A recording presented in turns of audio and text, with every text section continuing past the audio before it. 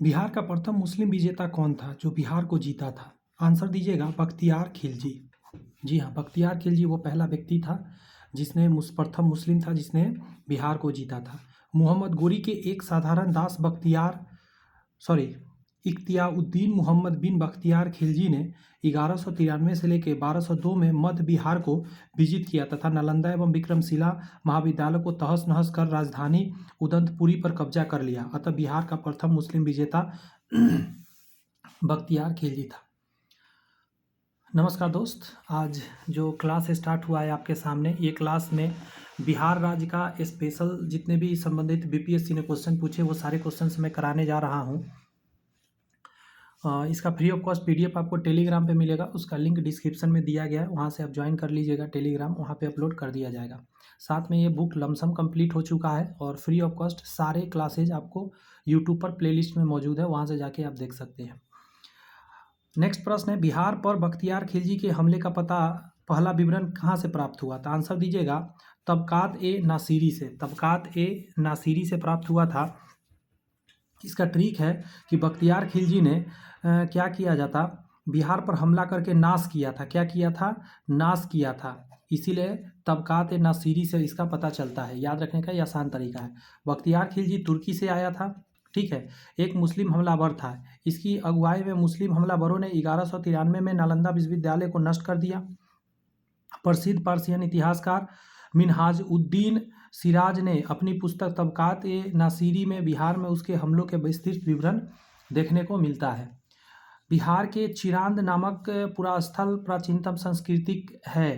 तो ये जो है आपका नवपाषाण कालिक संस्कृति, ये ध्यान रखिएगा। नवपाषाणिक है ना, पुरातात्विक है, मतलब पूरा पाषाणिक, मध्य नहीं, ताम्र नहीं, ये नवपाषाण काल का है। समझिएगा, बिहार के सारण जिले में चिरांद नामक पूरा स्थल जो है नवपाषाणिक संस्कृति प्रकाश में आई है। यहाँ से प्रचुर मात्रा में हड्डी के उपकरण पाए गए हैं। कड़ा मुख्य रूप से हिरन के सींगों से निर्मित है। वर्ष 1962 से 63 में प्रोफेसर बी के सिन्हा ने इसका उत्खनन किया था। कब? 1962 से लेके 63 में।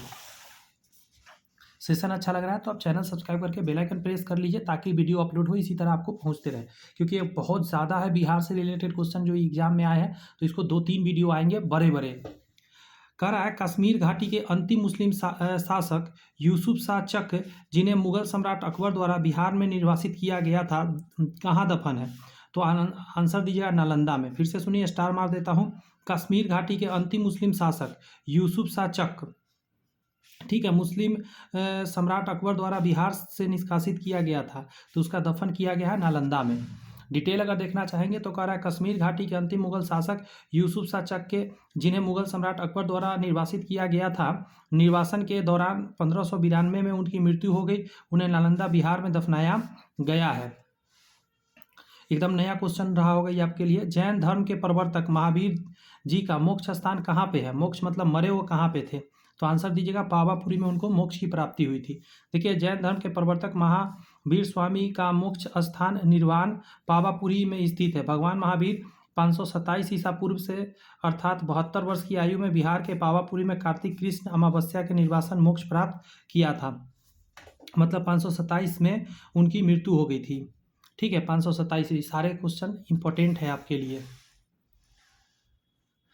अगला कह रहा है आपका कि मध्यकाल में बिहार शरीफ का नगर महत्वपूर्ण रहा। बिहार शरीफ किस लिए इतना फेमस था?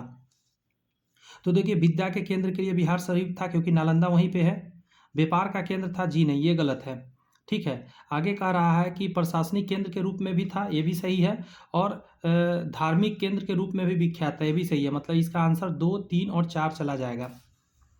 देखिए, समझिए जरा, कह रहा है कि मूल रूप से बिहार शब्द का बौद्ध विहारों अथवा मठों से संबंधित है। मध्यकाल में बिहार शरीफ नगर विद्या केंद्र, प्रशासनिक केंद्र और धार्मिक केंद्र के रूप में प्रसिद्ध था। यह पालवंशीय शासक गोपाल द्वारा निर्मित करवाए गए उदंतपुरी विश्वविद्यालय एवं प्रसिद्ध सूफी संत शेख सफरुद्दीन यमहा मेनेरी की दरगाह के लिए जाना जाता है। एक बार फिर रिपीट कर रहा हूँ, मूल रूप से बिहार शब्द बौद्ध विहारों या मठों से संबंधित है। मध्यकाल में बिहार शरीफ नगर विद्या का केंद्र था, प्रशासनिक केंद्र था और धार्मिक केंद्र के रूप में प्रसिद्ध था। यहाँ पाल वंशीय शासक गोपाल द्वारा निर्मित करवाए गए उदंतपुरी विश्वविद्यालय एवं प्रसिद्ध सूफी संत शेख सफरुद्दीन यमहा मनेरी की याद दरगाह के लिए ये बिहार शरीफ बहुत फेमस है। आगे देखिए, यहाँ पे कह रहा है, ये मैच कराना है आपको। रेशमी वस्त्र भागलपुर के लिए जाना जाता है। सोना है, रेल डिब्बा कारखाना, पुष्प उत्पादन है। तो आप इसका आंसर दीजिएगा। बी का कहाँ पे है, फर्स्ट से देखिए तो यहाँ पे है।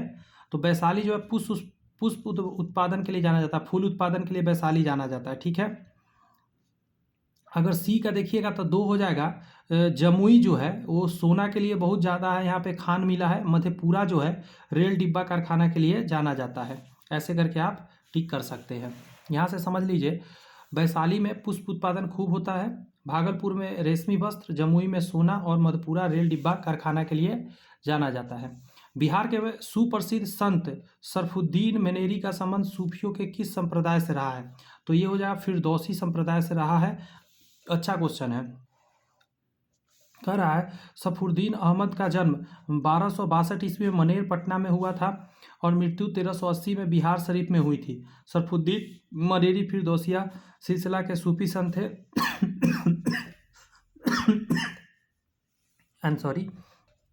फिरदौसी सिलसिला के सूफी संत थे। उन्होंने सुहरावर्दी की अरबी कीर्ति अदब उल मुरीदीन पर एक भविष्य लिखा। उनकी प्रसिद्ध कीर्ति मकतूबात ए सदी है। पटना को प्रांतीय राजधानी बनाया था, तो ये बनाने वाला कोई और नहीं, शेरशाह सूरी था। समझ गए, यहाँ से डिटेल पढ़ लीजिए। कह रहा है तारीख दाऊदी के विवरण के अनुसार शेरशाह ने पटना नगर के भौगोलिक एवं सामरिक महत्व को जानने के बाद 1541 ईस्वी में यहाँ एक मजबूत किले का निर्माण किया तथा इसे बिहार राज्य की राजधानी बनाया। पटना का प्राचीनतम नाम पाटलिपुत्रा था, जिसे मगध के सम्राट अजातशत्रु ने बनवाया था। अजातशत्रु के उत्तराधिकारी उदयन ने पाटलिपुत्र पटना को अपनी राजधानी बनाया। 3 शताब्दी से अधिक पाटलिपुत्र नगर 3 वंशों हर्यक वंश, नंद वंश और मौर्य वंश गौरवपूर्ण राजधानी रही है। फिर से एक बार रिपीट कर रहा हूँ, पटना प्राचीन नाम पाटलिपुत्रा था, जिसे मगध सम्राट अजातशत्रु ने बसाया था। मगध के सम्राट अजातशत्रु बसाया था। अजातशत्रु के उत्तराधिकारी जो हुआ उदयन ने पाटलिपुत्र पटना को अपनी राजधानी बनाया था। ठीक है, 3 शताब्दी से अधिक तक यहाँ पे क्या हर्यक वंश, नंद वंश और मौर्य वंश का स्थापना। यहाँ पे सुनिएगा, वर्ष 1632 में बिहार के पटना शहर में कौन सी कंपनी ने अपने फैक्ट्रियाँ स्थापित की? 1632 ईस्वी में बिहार के पटना में वो करने वाला था डच ईस्ट इंडिया कंपनी ने करा था, डच ईस्ट इंडिया कंपनी। यहाँ देखिएगा, सर्वप्रथम डचों ने पटना कॉलेज की उत्तरी इमारत में 1632 में डच फैक्ट्री स्थापना की। इसकी रुचि सूती वस्त्र, चीनी, सोरा, अफीम आदि के संबंधित व्यापार का था। निम्न में से कौन सा ईस्ट इंडिया कंपनी के सिपाहियों को विद्रोही बनाने का कारण नहीं था? तो अधिकारियों की अक्षमता नहीं था। देखिए, ईसाई धर्म फैलाने के लिए कंपनियों के अधिकारियों के प्रयास ने उसको विद्रोही बनाया। जहाज पर यात्रा करने के लिए सिपाहियों को आदेश देते थे और सात समुंदर पार यानी कि नदी पार करना पाप माना जाता था। भत्ते की रोकथाम से भी परेशान थे। तो ये सभी सही था, ये गड़बड़ था, ऐसा कुछ नहीं था। यहाँ देखिए, अंग्रेज अधिकारी अक्षमता ईस्ट इंडिया कंपनी के सिपाहियों को विद्रोह बनाने का कारण नहीं था। इन्हीं अधिकारियों की योग्यता के बल पर अंग्रेजी हुकूमत ने लगभग 90 वर्षों में पूरे भारत पर कब्जा कर लिया। इसके अतिरिक्त अन्य सभी कारण सिपाहियों को विद्रोही बनाने के सहायक थे। निम्नलिखित में से कौन सा कथन सही है? तो पहला क्वेश्चन कह रहा है कि 1857 में दरभंगा, डुमराव, हटवा के महाराजाओं और उनके साथी जमींदारों ने आदमी तथा पैसे से अंग्रेजों की मदद खूब सारा किया था। दरभंगा, डुमराव, हटवा के महाराजा और उनके साथी जमींदार ने आदमी और पैसों से 1857 में मदद कर दिया था। यही जो है कथन सही है। कह रहा है कि 1857 के स्वतंत्रता संग्राम में बिहार के कुछ प्रमुख जमींदारों ने अंग्रेजों की धन जन दोनों से सहायता करी थी। अंग्रेजों को इस प्रकार की मदद पहुंचाने वाले जमींदारों में दरभंगा था, डुमराव था, हटवा था। यहाँ के जमींदार शामिल थे। भरपूर मदद किया था, भरपूर। बिहार में 1857 के विद्रोह का नेतृत्व किसने किया था? तो कुंवर सिंह जी ने किया था। 1857 में जगदीशपुर में विद्रोह की अगुवाई करने वाले कुंवर सिंह बिहार के आरा तत्कालिक शाहाबाद जिले से संबंधित थे। उन्होंने अंग्रेजों के विरुद्ध विद्रोह का झंडा बुलंद किया था। प्राकृतिक में उन्हें अदम्य शौर्य, वीरता और सेनानायक के आदर्श गुणों से मंडित किया था। इसी कारण उन्हें सही रूप में विद्रोह के दौरान बिहार का सिंह माना गया। उन्होंने तत्कालीन शाहाबाद जिले में अंग्रेजों की सत्ता का तख्त पलट किया और अपनी सरकार स्थापित की। वह कानपुर पर संयुक्त आक्रमण के लिए नाना साहब की मदद हेतु कल्पी की ओर आगे बढ़े। वह विद्रोह की मशाल को रोहतास, मिर्जापुर, रीवा, बांदा, लखनऊ तक ले गए, जहां उनका अत्यंत सम्मानपूर्वक स्वागत भी किया गया। अपनी अंतिम सफलता के रूप में उन्होंने अपनी गृहनगर जगदीशपुर के निकट अंग्रेजों को बुरी तरह पराजित किया। इस युद्ध के दौरान वे अंग्रेजी सेनापति विलियम टेलर से पराजित होकर बुरी तरह घायल हो गए और 9 मई 1858 को वीरगति प्राप्त हुए। कुछ पुस्तक यथा एनसीईआरटी में कुंवर सिंह की देहांत की तिथि 26 अप्रैल 1858 दी गई है।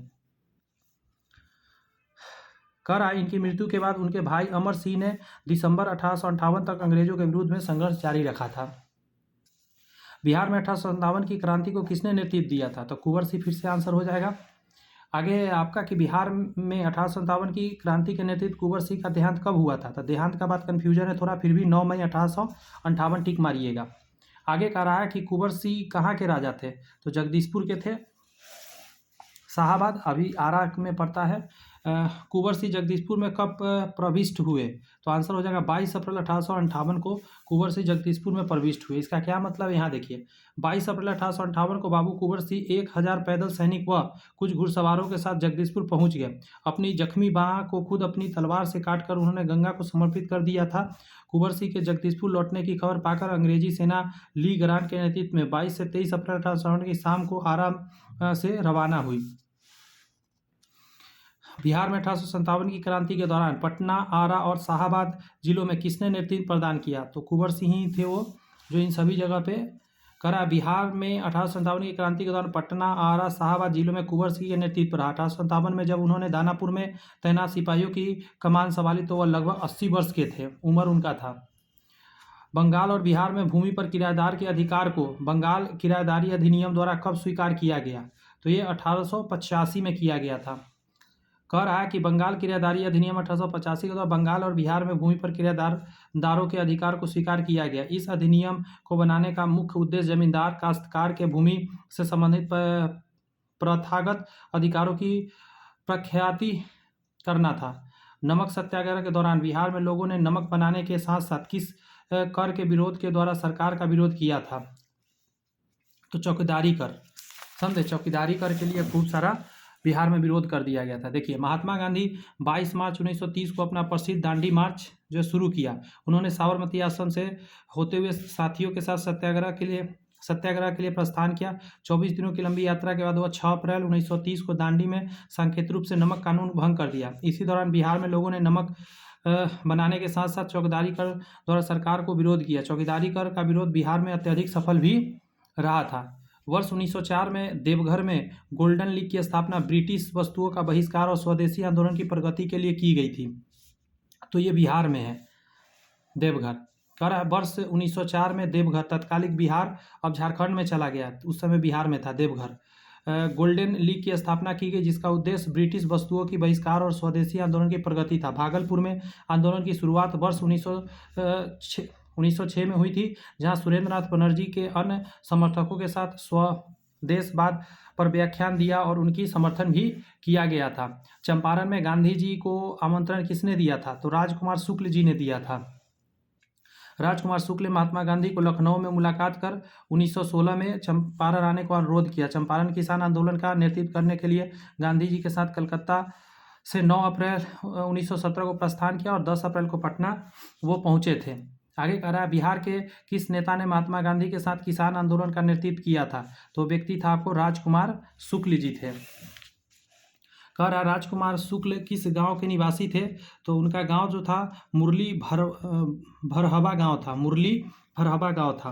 राजकुमार शुक्ल पश्चिम चंपारण जिले के मुरली भरहवा नामक गांव के निवासी थे। उन्होंने महात्मा गांधी से लखनऊ में मुलाकात कर चंपारण आने का अनुरोध कर दिया। गांधी जी ने चंपारण पहुंचकर नील की खेती के खिलाफ सत्याग्रह शुरू कर दिया था। कह रहा है किसने दुखी आत्मा दुखी हृदय जैसे छन्नामों के तहत लिखकर चंपारण के किसानों की दुर्दशा पर प्रकाश डाला था? तो वो था पीर मोहम्मद मुनीस। सेशन आपको पसंद आ रहा है तो चैनल सब्सक्राइब करके बेल आइकन प्रेस कर लीजिए। इसी तरह का बहुत सारे क्लासेज आपको फ्री ऑफ कॉस्ट इस चैनल पर देखने को मिलता है।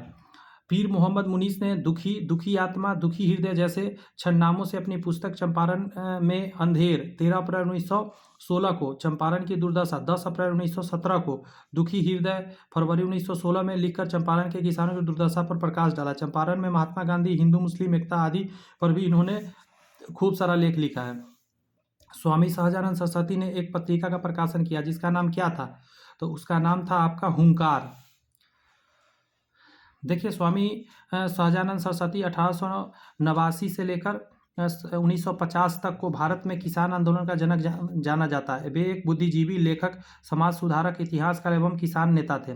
स्वामी सहजानंद सरस्वती आदि शंकराचार्य संप्रदाय के 10 नामी सन्यासी अखाड़े के दांडी सन्यासी थे। स्वामी जी ने हुंकार नामक एक पत्रिका का प्रकाशन भी किया था।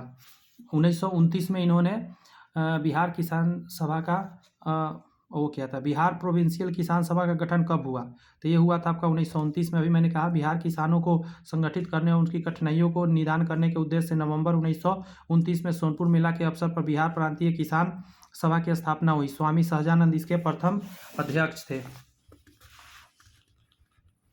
बिहार प्रांतीय किसान सभा का गठन किसने किया था, स्वामी सहजानंद सरस्वती जी ने किया था। कह रहा है कि बिहार में किसान आंदोलन की शुरुआत स्वामी सहजानंद सरस्वती के नेतृत्व में हुई। सहजानंद सरस्वती ने 1929 में बिहार प्रांतीय किसान सभा की स्थापना की। इस सभा का विस्तार बिहार के गांवों में करने में उन्हें कार्यानंद शर्मा, ध्यान रखिएगा व्यक्ति का कार्य, राहुल संकृतियान, पंचानंद शर्मा, यदुनंदन शर्मा आदि वामपंथी नेताओं का सहयोग मिला। स्वामी विद्यानंद भी बिहार के किसान नेता ही थे। बिहार में 1929 में किसान सभा का आंदोलन का प्रारंभ किसने किया था, तो व्यक्ति थे स्वामी सहजानंद सरस्वती थे। इनमें से कौन बिहार का किसान नेता था, तो स्वामी विद्यानंद, सहजानंद ये दोनों भी थे। 1 और 2 ऑप्शन नंबर ए आंसर हो जाएगा। आगे का रहा है बिहार के किस वामपंथी नेता ने बिहार प्रांतीय किसान सभा लोकप्रिय बनाने का काम किया, तो कार्यानंद शर्मा थे वो व्यक्ति, समझे, कार्यानंद शर्मा थे। उसका पूरा डिटेल यहाँ से समझ सकते हैं आप। कह रहा है किसान सभा आंदोलन बिहार में सहजानंद सरस्वती के नेतृत्व में शुरू हुआ था, जिन्होंने वर्ष 1929 में महामंदी के बाद भारतीय कृषि में लगातार बढ़ती समस्याओं के प्रक्रिया स्वरूप बिहार प्रांतीय किसान सभा की स्थापना यदुनंदन शर्मा, कार्यानंद शर्मा एवं अन्य नेताओं के साथ की थी। BPKS की कल्पना सबसे पहले बिहार सरकार जिले के सोनपुर मेले में हुई थी। कार्यानंद शर्मा सूर्यगढ़ा के CPI ML नेता व स्वतंत्रता सेनानी भी थे। बिहार में किस स्थान पर भारतीय राष्ट्रीय कांग्रेस का सन 1922 का अधिवेशन हुआ था, तो ये हुआ था आपका गया में 1922 वाला, और CR दास इसके वो थे। 1922 का भारतीय राष्ट्रीय कांग्रेस अधिवेशन CR दास, चित्रंजन दास की अध्यक्षता में बिहार के गया जिले में हुआ था। इससे पहले 1912 में बांकीपुर में पटना में हुआ था। बिहार में कांग्रेस का प्रथम अधिवेशन कहाँ पर रखा गया था, तो वो रखा गया था आपका पटना में बांकीपुर में। यहाँ पे वही चीज़ दिया गया है, देखिए बिहार में कांग्रेस प्रथम अधिवेशन 1912 में पटना के बांकीपुर में आयोजित किया गया था। इस अधिवेशन की अध्यक्षता रघुनाथ नरसिंह मुधोलकर के द्वारा किया गया था। इस अधिवेशन में महासचिव सच्चिदानंद सिन्हा थे। मौलाना मजरुल हक स्वागत समिति के अध्यक्ष भी थे। आगे है किसके प्रयत्नों से बिहार प्रांतीय कांग्रेस का दूसरा अधिवेशन हुआ था, तो याद रखिएगा श्री दीप नारायण सिन्हा के प्रयास से। किनके प्रयत्नों से बिहार प्रांतीय कांग्रेस का दूसरा अधिवेशन हुआ था, तो श्री दीप नारायण सिंह के प्रयत्न से। इसको समझ लीजिए यहाँ से, श्री दीप नारायण सिंह के विशेष प्रयत्नों के फलस्वरूप बिहार प्रांतीय कांग्रेस का दूसरा अधिवेशन 9 से 10 अप्रैल 1909 को भागलपुर में संपन्न हुआ। ये क्या है, अलग चीज़ है ये। देखिए बिहार प्रांतीय कांग्रेस दूसरा अधिवेशन 9 से 10 अप्रैल 1909 में भागलपुर में संपन्न हुआ। इसके अध्यक्ष डॉक्टर सच्चिदानंद सिन्हा थे। अधिवेशन में GK गोखले एवं गोपाल कृष्ण गोखले, श्री खारे की विशेष उपस्थिति भी मौजूदगी रही। आगे कह रहा है कि बिहार के किस वकील ने असहयोग आंदोलन के समय अपनी लाभप्रद वकालत छोड़ दी थी, वो व्यक्ति थे राजेंद्र प्रसाद।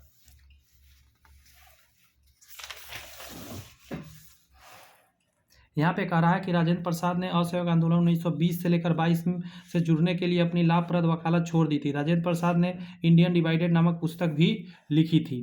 1920 से 22 असहयोग आंदोलन के दौरान बिहार में प्रचलित मान्यताओं में से एक यह था कि उनकी जीत होगी, क्योंकि गांधी जी को अंग्रेजों को हराने का तरीका पता था, ऐसा मानते थे बिहार के सारे लोग। देखिए, गांधी जी ने 1918 में गुजरात में हमदर्द मिल मजदूर का हड़ताल में सफलतापूर्ण नेतृत्व किया। वर्ष 1920 में उनके द्वारा ब्रिटिश सरकार के साथ अहिंसक असहयोग के न सिर्फ वस्तुओं बल्कि भारत में अंग्रेजों द्वारा संचालित उनकी मदद के चलते स्थानों जैसे कि विधायिका, न्यायालय, कार्यपालिका व स्कूल बहिष्कार भी शामिल था। इस कार्यक्रम ने देश में जोश फूंक दिया था। कह रहा है विदेशी शासन का फंदा काट दिया। गांधी जी के नेतृत्व में, एक सेकंड रुक जाइएगा जरा जी, गांधी जी ने हिंदुओं और मुसलमानों को भी एक साथ मंच पर लाया था। गांधी जी का एक महामानव के रूप में उदय और उनके कृत्यों के फलस्वरूप अंग्रेजी शासकों के भय उत्पन्न करने के कारण बिहार के लोगों ने विश्वास उत्पन्न हुआ कि हमारी जीत होगी, क्योंकि गांधी जी को अंग्रेजी को हराने का सारा तरीका पता है। एक सेकंड रुकिएगा जरा, कैमरा को चार्ज में लगा दे। एक सेकंड दीजिए मुझे, लाइट चला गया है तो कैमरा चार्ज नहीं होगा तो फिर प्रॉब्लम करेगा।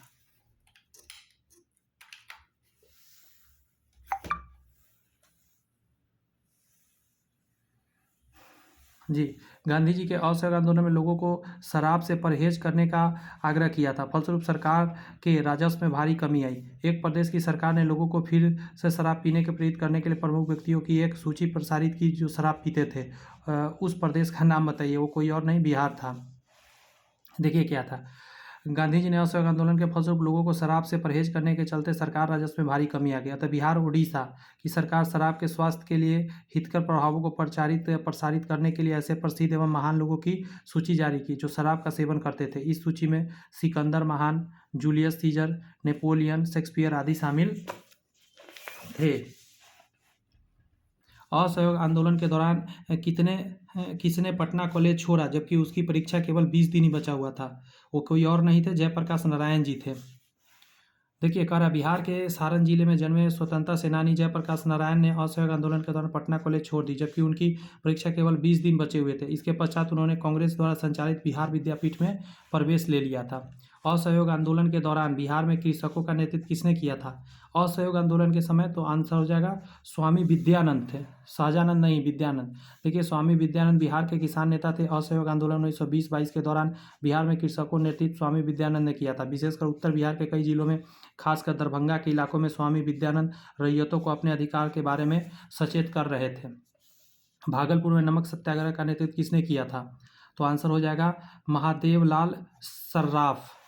देखिए यहाँ पे 12 मार्च 1930 को महात्मा गांधी के नेतृत्व में सविनय अवज्ञा आंदोलन शुरू हुआ। बिहार में नमक सत्याग्रह प्रारंभ 15 अप्रैल 1930 को चंपारण और सारण जिले में नमकीन मिट्टी से नमक बनाकर किया गया। भागलपुर में नमक सत्याग्रह का नेतृत्व यहाँ से इम्पोर्टेंट है महादेव लाल सरफरा, दीप नारायण सिंह, रामेश्वर नारायण अग्रवाल, कैलाश बिहारी लाल एवं मजहरुल हसन हाशमी ने किया था। ये सारे लोग थे उस समय। कह रहा है बिहारी छात्र सम्मेलन का 16वां अधिवेशन कहाँ हुआ था? तो ये था हजारीबाग में हुआ था। बिहारी छात्र सम्मेलन का 16वां अधिवेशन। ये सब कुछ एकदम नया है। बिहारी छात्र सम्मेलन बिहारी स्टूडेंट कॉन्फ्रेंस का 16वां अधिवेशन अक्टूबर 1921 में हजारीबाग में हुआ था। इसका अधिवेशन की अध्यक्षता सरला देवी ने करा था। आगे कह रहा है हजारीबाग में बिहारी स्टूडेंट कॉन्फ्रेंस का 16वां अधिवेशन कहाँ पे हुआ था? तो आंसर दीजिएगा 1921 में हुआ था। आज़ाद दस्ता बिहार में किस आंदोलन के दौरान सक्रिय रहा था? तो आंसर दीजिएगा आप भारत छोड़ो आंदोलन के समय आज़ाद दस्ता था। इसका डिटेल यहाँ पे समझ लीजिए। भारत छोड़ो आंदोलन के दौरान जेल से फरार होने के बाद जयप्रकाश नारायण ने बिहार में आज़ाद दस्ता गठित कर आंदोलन चलाया था। छापामार दस्ता भी बोलते कभी कभी। बिहार में स्वराज दल का गठन किसने किया था? स्वराज दल बिहार में, तो आंसर हो जाएगा श्री कृष्ण जी ने किया था। डिटेल पढ़ते हैं। असहयोग आंदोलन की सफलता के बाद स्वराज पार्टी कांग्रेस खिलाफत स्वराज पार्टी का गठन वर्ष 1923 में CR दास और मोतीलाल नेहरू ने किया। CR दास इसके अध्यक्ष तथा मोतीलाल नेहरू इसके महासचिव थे। बिहार में स्वराज दल की शाखा का गठन हुआ जिसके नेता श्री कृष्ण सिंह थे। 1923 वाला। पटना कॉलेज का कब स्थापित हुआ था? हर कोई जानता है ये 1863 में पटना कॉलेज स्थापित हुआ था। देखिए, कह रहा है पटना कॉलेज की स्थापना 1863 में हुई थी। इसे बिहार के सबसे पुराने उच्च शिक्षा संस्थान के रूप में जाना जाता है, जो ऐतिहासिक और शैक्षणिक दोनों ही तरह से महत्वपूर्ण है। एक बार मैं इस कॉलेज में गया था एग्जाम देने, एग्जाम पर आता। तो बिहार के उस क्रांतिकारी का नाम बताइए जिसने सितंबर 1928 में हिंदुस्तान सोशलिस्ट रिपब्लिकन आर्मी की बैठक में भाग लिया था। फिर से सुनिए, बिहार के उस क्रांतिकारी का नाम बताइए जिसने सितंबर 1928 में हिंदुस्तान सोशलिस्ट रिपब्लिकन आर्मी की बैठक में भाग लिया था। वो था फणींद्रनाथ घोष थे। देखिए, दिल्ली के फिरोज शाह कोटला मैदान में सितंबर 1928 में हिंदुस्तान सोशलिस्ट रिपब्लिकन आर्मी की बैठक संपन्न हुई। इसमें बिहार के क्रांतिकारियों का प्रतिनिधित्व फणींद्रनाथ घोष, उत्तर प्रदेश के क्रांतिकारियों का प्रतिनिधित्व ज्योतिन्द्रनाथ ने किया था। आगे है, सन 1931 में बिहार समाजवादी पार्टी का गठन किसने किया? बहुत 1931 में बिहार समाजवादी पार्टी, तो ये आंसर होगा फूलन प्रसाद वर्मा द्वारा किया गया था, फूलन प्रसाद वर्मा द्वारा। वर्ष 1931 में गंगा शरण सिंह, जयप्रकाश नारायण, फूलन प्रसाद वर्मा, अब्दुल बारी, राहुल संकृतियान और अंबिका सिन्हा ने बिहार सोशलिस्ट पार्टी का गठन किया। जबकि मई 1934 में पटना में आचार्य नरेंद्र देव की अध्यक्षता में कांग्रेस सोशलिस्ट पार्टी की स्थापना हुई थी। कांग्रेस सोशलिस्ट पार्टी का स्थापना आचार्य नरेंद्र देव ने किया था 1934 में। 1931 में हुआ था बिहार समाजवादी पार्टी। अगला है बिहार कांग्रेस सोशलिस्ट पार्टी, ये बदल गया, बिहार कांग्रेस सोशलिस्ट पार्टी का गठन कब हुआ? तो ये हो जाएगा 1934 में, है ना, कांग्रेस सोशलिस्ट पार्टी। यहाँ पे समझिए, कह रहा है कि वर्ष 1934 में गांधी जी ने पटना में एक वक्तव्य द्वारा सविनय अवज्ञा आंदोलन स्थगित करने का सुझाव दिया। 18 मई को बिहार प्रदेश कांग्रेस कमेटी ने इसका पूरा समर्थन किया। 18 मई को बिहार प्रदेश कांग्रेस कमेटी ने इसका पूरा समर्थन किया। बिहार में यह आंदोलन रुक गया। इस आंदोलन के परिणामस्वरूप राजनीतिक चेतना प्रखर हुई। आंदोलन के क्रम में पुलिस एवं प्रशासन से संबंध भारतीय अधिकारियों और कर्मचारियों के मध्य भी राष्ट्रीय आंदोलन के प्रति सहानुभूति जागी। बिहार में कांग्रेस सोशलिस्ट पार्टी का गठन इसी समय 1934 में हुआ था। इसके गठन में जयप्रकाश नारायण का प्रमुख भूमिका भी रहा था। 1934 में बनी बिहार सोशलिस्ट पार्टी के सचिव कौन थे? तो आंसर दिया जयप्रकाश नारायण थे।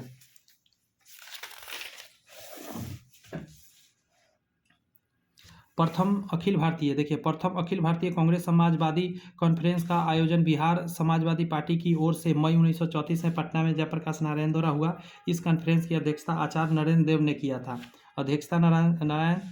नरेंद्र देव ने किया था आचार्य। अखिल भारतीय समाजवादी कांग्रेस पार्टी का प्रथम वार्षिक अधिवेशन अक्टूबर 1934 में संपूर्णानंद की अध्यक्षता में बम्बई में हुआ था। 1934 में संपूर्णानंद की अध्यक्षता में बम्बई में हुआ था। इस मीटिंग में समाजवादी कांग्रेस की राष्ट्रीय एग्जीक्यूटिव कार्यकारिणी का गठन हुआ, जिसके जनरल सेक्रेटरी महासचिव जयप्रकाश नारायण को बनाया गया था। बिहार समाजवादी पार्टी 1931 का गठन किसने किया था? तो आंसर फिर से आप दीजिएगा, फूलन प्रसाद वर्मा और जयप्रकाश नारायण ने किया था। आगे है 1908 के छोटा नागपुर काश्तकारी अधिनियम ने रोक लगाई थी किस चीज़ पे? तो बेट बेगारों पर क्या है उसको समझिए। वर्ष 1902 से 10 के बीच सर्वेक्षण और भूमि प्रबंधन तथा वर्ष 1908 में छोटा नागपुर काश्तकार अधिनियम ने आदिवासियों के खुटकट्टी अधिकारों का मान लिया तथा बेगारी या बलात् श्रम प्रथा का उन्मूलन कर दिया। इससे आदिवासियों को अपनी भूमि पर कानूनी संरक्षण मिल गया था। छोटा नागपुर काश्तकारी कानून कब पारित किया गया? तो ये पारित हुआ था 1908 में। बिहार का चौरी विद्रोह किस वर्ष हुआ था? तो आंसर दीजिएगा आप, ई नंबर दीजिए, इसमें से किसी वर्ष में नहीं हुआ था, उसको समझिए। यहाँ पे देखिए, किसी भी प्रमाण स्रोत में बिहार के चौरी विद्रोह का कोई उल्लेख प्राप्त नहीं होता है। संभवतः यह आयोग चुआर विद्रोह पूछना चाहता है। ज्ञातव्य है कि चुआर विद्रोह तत्कालिक बिहार, वर्तमान पश्चिम बंगाल और झारखंड में 1769 से लेकर 70 तथा 1798 में बड़े पैमाने पर हुआ था। इस आधार पर इस प्रश्न का उत्तर सी हो सकता है, 1864 दिया जा सकता है।